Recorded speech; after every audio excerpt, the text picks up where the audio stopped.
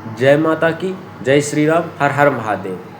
क्या प्याज लहसुन खाने वाले को भगवान की कृपा प्राप्त होती है? क्या प्याज लहसुन खाने वाला मेहंदीपुर बालाजी नहीं जा सकता? क्या वो हनुमान जी के व्रत नहीं कर सकता? तो आइए जानते हैं इन सभी विषयों के बारे में। पहली स्पष्ट बात आप ये जान लीजिए, जब हमारे पुराण में वर्जित किया गया है कि भगवान को प्याज लहसुन आदि का भोग नहीं लग सकता, तो हम उसे स्वीकार क्यों करें? पहली बात तो ये, या तो आप देखिए, जब तक आप त्याग नहीं करेंगे ना, जब तक आप कुछ पा नहीं सकते। समर्पण भाव और विश्वास, इन्हीं चीज़ों से भक्ति होती है पूर्ण। ठीक है, अब मान लीजिए इसमें सोचने की आवश्यकता क्या है? इसमें कोई ये लड़ाई करने की और बहस करने की आवश्यकता नहीं कि क्यों बंद करें, इससे बाबा प्रसन्न हो जाएंगे। बिल्कुल होंगे, क्योंकि प्याज लहसुन अपने आप में एक तामसिक है, बहुत तामसिक गंदा भोजन। आप कुछ कहेंगे कि वो क्या मांस मदिरा जैसा? नहीं, बिल्कुल नहीं। मांस मदिरा तो अपने आप में महापाप है। प्याज लहसुन खाने से पाप नहीं लगता, लेकिन उसके कारण आपके शरीर में बहुत गंदे विचार आने लग जाते हैं, आपके शरीर में काम उत्तेजना बढ़ने लग जाती है, सेक्सुअल थॉट्स बहुत ज़्यादा आते हैं। ऐसे में आपका पूजा में कभी मन नहीं लग सकता। पूजा में मन नहीं लगेगा, भक्ति क्या बढ़ेगी? भक्ति नहीं बढ़ेगी तो कैसे आप भगवान को पालोगे? आप मुझे स्पष्ट कर दीजिए। तो असली विषय यही है कि प्याज लहसुन की जो उत्पत्ति हुई है वो राहु केतु के खून से हुई है। कुछ शास्त्रों में इसका वर्णन मिलता है, खून से हुई है।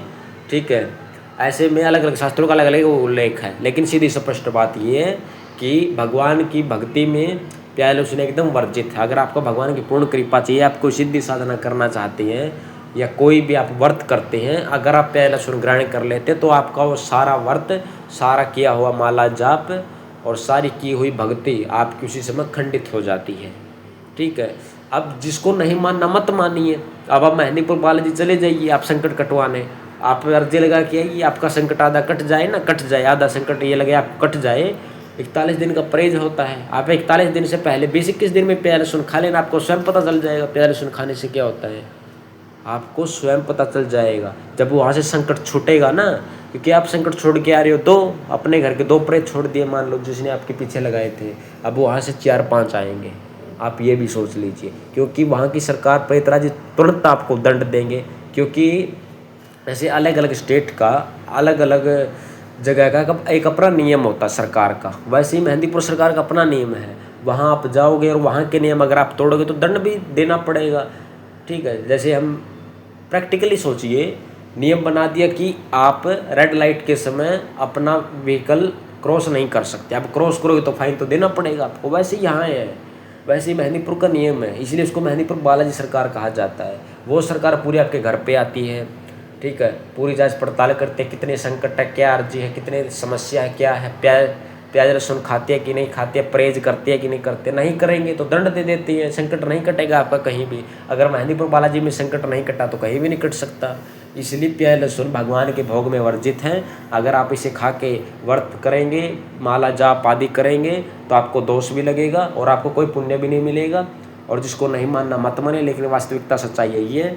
ठीक है, लेकिन इसमें एक और बात है, जैसे मान लीजिए बच्चे हैं या वृद्ध हैं या ऐसे व्यक्ति जो कहीं बाहर काम करते हैं, उनके लिए कोई समस्या नहीं है।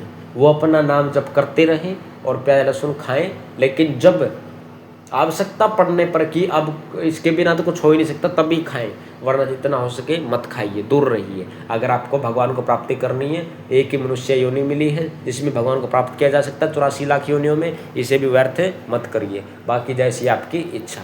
अगर आपको वीडियो अच्छी लगी तो हमारे चैनल को सब्सक्राइब अवश्य कर दें। जय माता की, हर हर महादेव।